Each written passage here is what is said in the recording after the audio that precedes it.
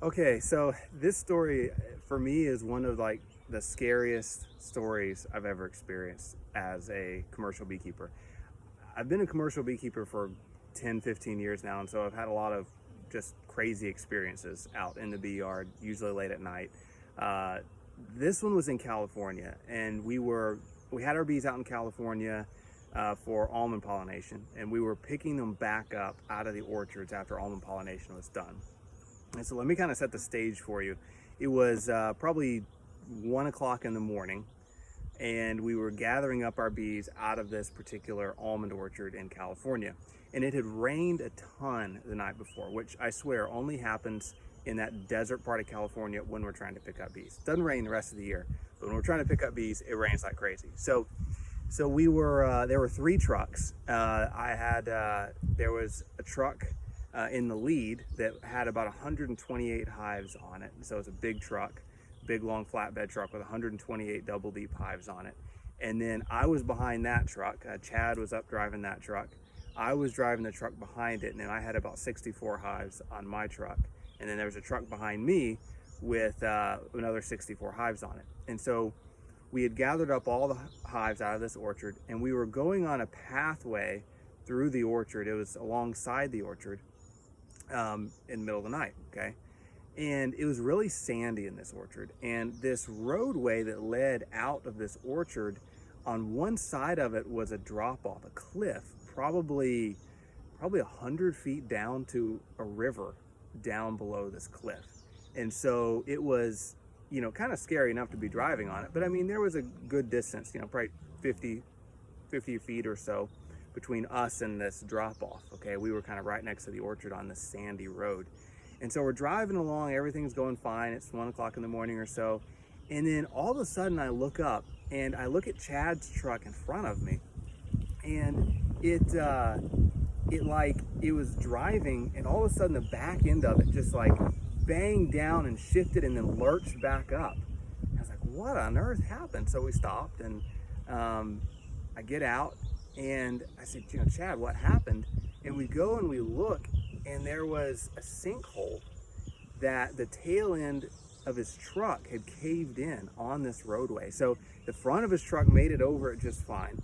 And then the weight of the back end of his truck, the back wheels, caved in this sinkhole that had been forming underneath the sand and caved it in. But he had enough speed that he was able to kind of go over this sinkhole before it sucked him back down into it. And I mean, this sinkhole was probably after it caved in, probably 20 feet in diameter and probably 15 feet deep or so. And you could see where the water had just been running underneath this roadway, sucking the sand out from under this roadway.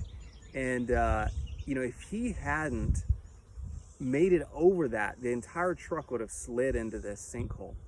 So we're like, well, that's terrifying, right? And so we're like, okay, well, no damage done. We made it out okay. We'll just have to back the other trucks out. And so we're like, we better go check in front of Chad and make sure there's no more of these coming up. And we go up, we're almost to the end of the roadway, and we notice there's this little hole about this big around over by the orchard leading down underneath the roadway. And we're like, I wonder if there could be a sinkhole under there, because you could see where the water had been running out of this orchard into this little hole that went underneath the roadway. I'm like, well, you couldn't see a sinkhole, it looked fine. And so we were about to drive over it, or have his truck drive over it, and said, let's see if we can kind of hang out over the edge of the cliff and look back towards where this sinkhole might be, just in case there's something going on under there. So we get our flashlights out, and we go past where this little hole was and kind of look over the edge of that cliff and kind of back towards where, if water had been running under the road, it would have come out. And there was a cavern. I mean, so this is almost a sheer cliff of sand, right? And looking back to where that hole was, there was like a 50-foot in diameter cavernous hole underneath that roadway that had been washed out by that rain. And the crust on the top was only a couple feet deep.